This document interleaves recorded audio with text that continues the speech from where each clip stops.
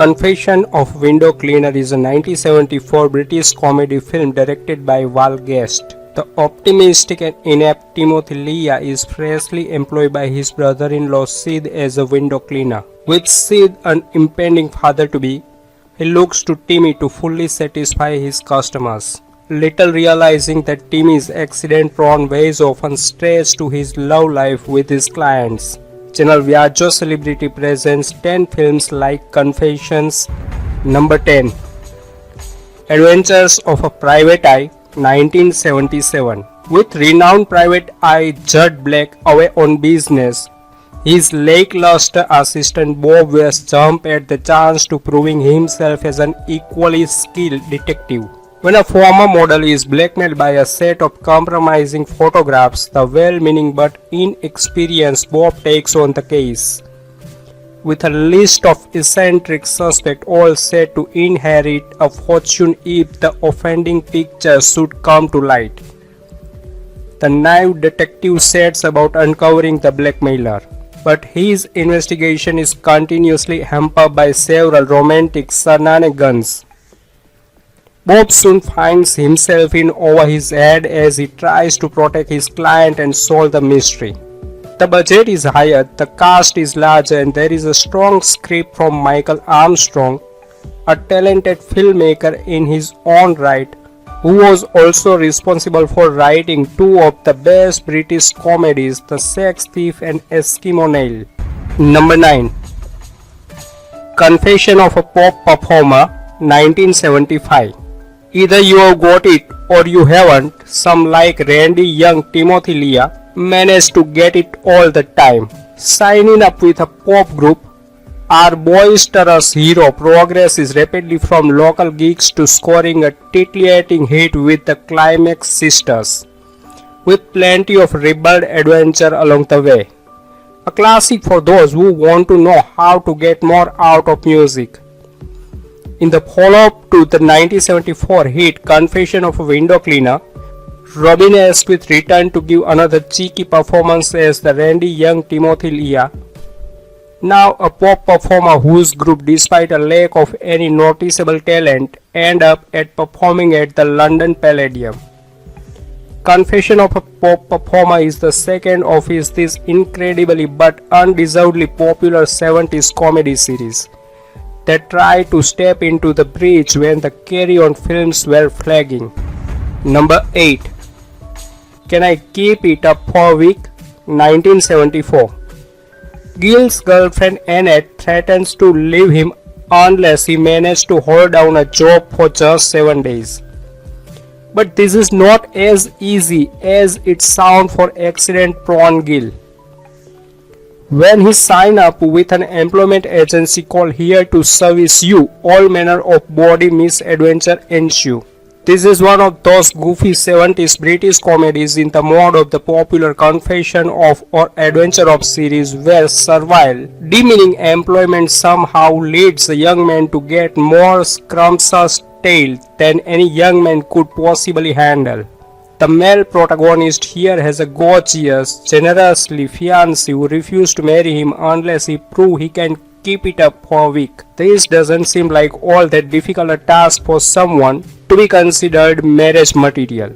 But ironically, it results in him cheating on her about a dozen times. Number 7. Adventures of a Taxi Driver, 1976. Joe North liked the ladies and get to meet a variety of them in his job as a taxi driver. From dizzy young birds and frustrated housewives, Joe fancies them all and they take a fancy to Joe. If only things were smoother at home for the put-upon cabbie, with his nagging mother, thieving teenage brother, and the attention of an overbearing girlfriend with ideas of marriage. Joe leaves the homestead and rents the spare room at his best mate's flat.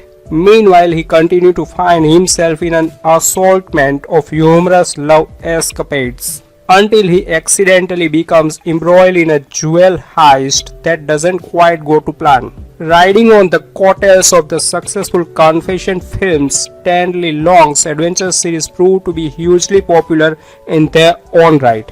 The basic premise of the films, a working class chap finds himself in an assortment of saucy yet comedic situations, was a formula that may have been predictable but was a continuous hit with audiences across the country.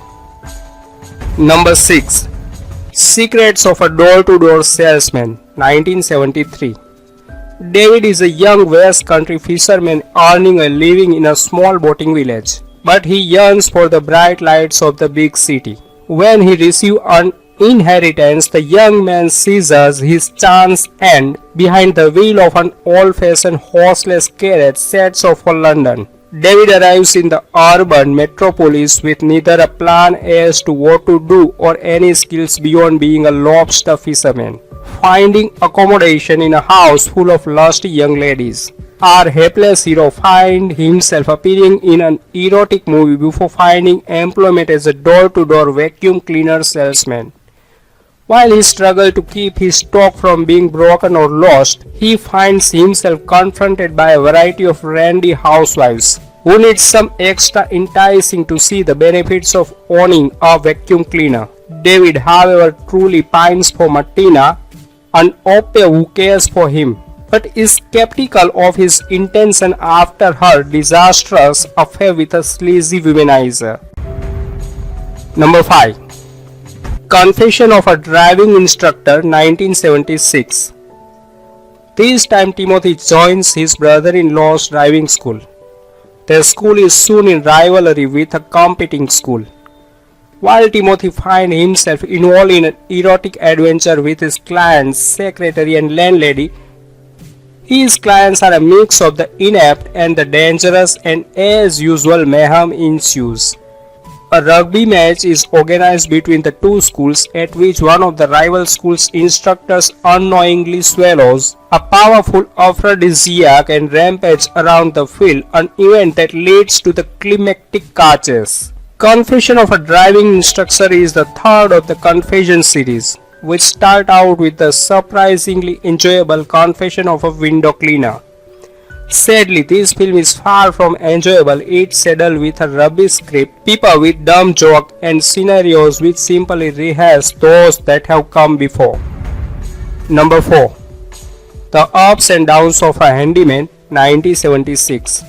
A young handyman and his wife move to a small village and set up business. There, the handyman encounters numerous strange characters, including a local constable more inept than a squad car full of Keystone cops, an elderly magistrate whose primary passion is spanking young women, a schoolmistress with a closet full of kinks, and more predatory housewives than the young man can handle. Forget all those confession films if future generation ever need to know what a British comedy was. Look no further than the ups and downs of a handyman. Every cliche homegrown smut will be remembered for gets unerring in this world of comically speeded up love scenes, music hall derived fast, randy heroes, horny housewives, low than lowbrow humor, and Bob Todd. These days you are either likely to find it entertaining, embarrassing, cringeworthy, or somewhere in between the three. Number 3.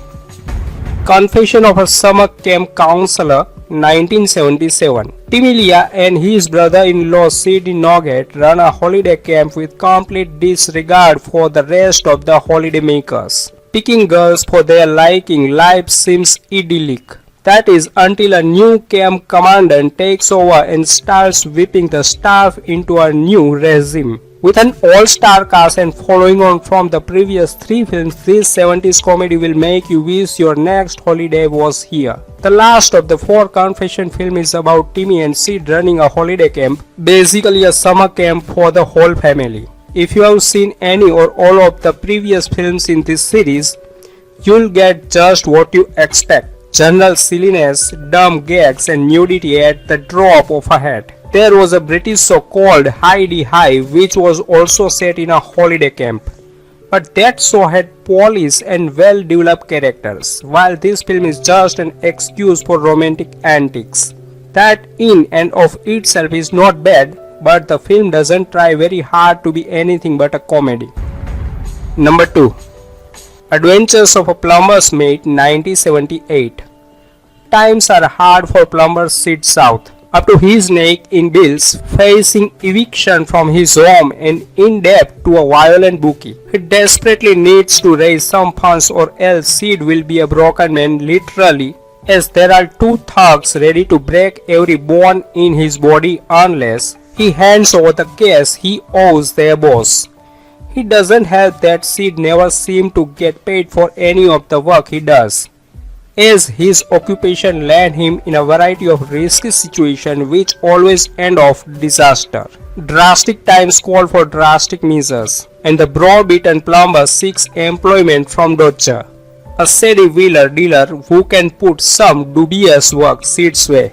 But as always, things never seem to go exactly to plan, and the big-ill plumber finds himself in further strife. Of all three installments of Stanley Long's adventure series, the most unusual has to be the final film Adventure of a Plumber's Mate. Number 1. Under the Doctor 1976. Under the Doctor consists of 4 stories linked by the concept of people telling them to a psychiatrist. The first patient, Marian, is a young woman who has fantasy about a potential employer, Mr. Johnson, at a job interview. The second patient, the noble Lady Victoria, tells the tale of how she supports her luxurious lifestyle by wheedling inside information on the stock market from smitten banker Rodney Harrington, he with the lecherous butler Wilkins. She then relates her fantasy of being an 18th century lady being duelled over by the foppish Lord Woodbridge and the dashing Lieutenant Crenshaw. The final patient is the single live at home with mom Sandra, who fantasizes about rekindling the flame with her imaginary husband Colin. In terms of comedy, the offerings are much more dependent on your personal taste. The tone of the film is difficult to describe inasmuch as there is a touch of the fever back of the hand to the forehead, parallels of Pauline approach to the fantasies. It will either attract your interest or leave you confused. Most of the comic situations are simplistic and unoriginal.